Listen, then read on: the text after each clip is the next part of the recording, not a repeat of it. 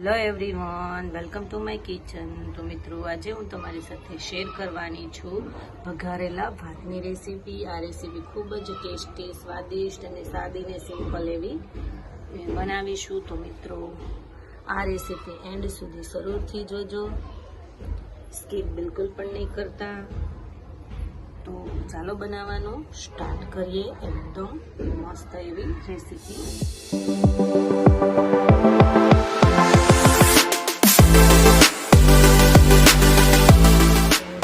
શકો છો કે મેં અડધો વાટકો જેટલા ચોખા લીધેલા છે। તો હવે તેને આપણે ગરમ પાણીથી વોશ કરી લેશું। તો અહીંયા મેં ગરમ પાણી કરી લીધેલું છે, તેમાં જે ભાત લીધેલા છે તે એડ કરી દઈશું અને આ રીતના એને વોશ કરી લેશું। આપણા જે ભાત છે તેને વોશ કરવાથી અંદરનો જે કાંઈ કચરો હોય તે નીકળી જાય છે। તો હવે તેને આપણે એક બાઉલમાં ફરીવાર લઈ લઈશું। તમે જોઈ શકો છો કે આપણા જે ભાત છે તે એકદમ સરસ વોશ થઈ ગયા છે।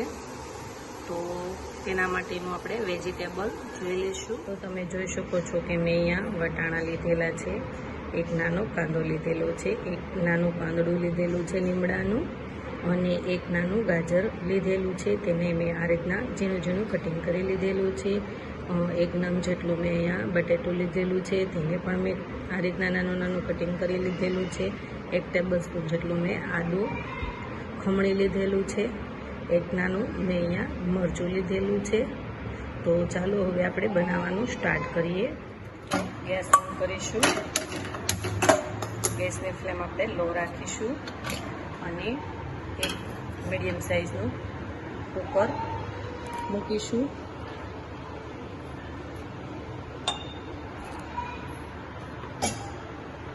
3 ટેબલ સ્પૂન જેટલું આપણે તેલ એડ કરીશું।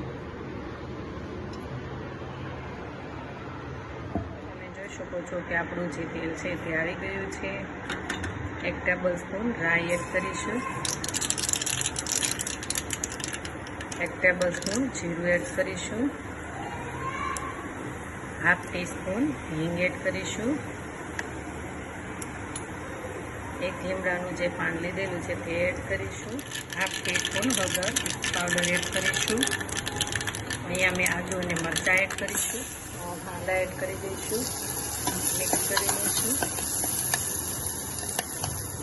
ગાજર એડ કરી દઈશું, બટેટા એડ કરી દઈશું, વટાણા એડ કરી દઈશું, વોશ કરેલા ભાત એડ કરી દઈશું,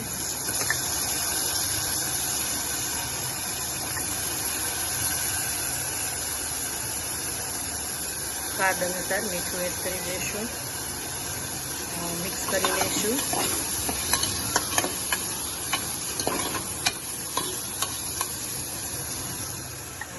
ગ્લાસ જેટલું પાણી એડ કરી દઈશું, આપણે કુકરનું જે ઢાંકણ છે તે બંધ કરી દઈશું અને આપણે 3 જેટલી વિસલ થવા દઈશું।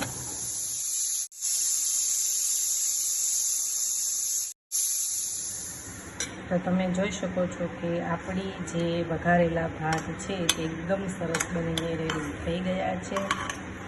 તો આ ભાત તમે નાના બાળકોને લંચ બોક્સમાં પણ આપી શકો છો અને કોઈ પણ નાની એવી હલકી ભૂખ હોય ત્યારે તેને આ ભાત બનાવીને ખાઈ શકો છો। તો ચાલો આપણે હવે એક બાઉલમાં લઈ લઈએ।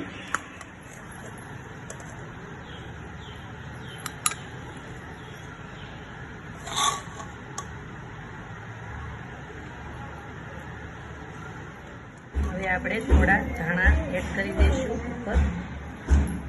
તમે જોઈ શકો છો કે આપણા વઘેરેલા ભાતની રેસીપી એકદમ સરસ ટેસ્ટી અને બનીને રેડી થઈ ગઈ છે। તો મિત્રો, આ રેસીપી ઘરે બનાવવાની એકવાર જરૂર ટ્રાય કરજો, ખૂબ જ ટેસ્ટી અને સ્વાદિષ્ટ એવી લાગશે। અને મિત્રો, એક રિક્વેસ્ટ છે કે હજી સુધી મારી ચેનલને સબસ્ક્રાઈબ નથી કરી તો જલ્દીથી મારી ચેનલને સબસ્ક્રાઈબ કરજો, લાઈક કરો, શેર કરો અને મારા આવા જ નવા વિડીયોને જોવા માટે બેલ આઇકોન બટનને પ્રેસ કરો, જેથી કરીને તમને મારા નવા વિડીયોની નોટિફિકેશન સૌથી પહેલાં મળે।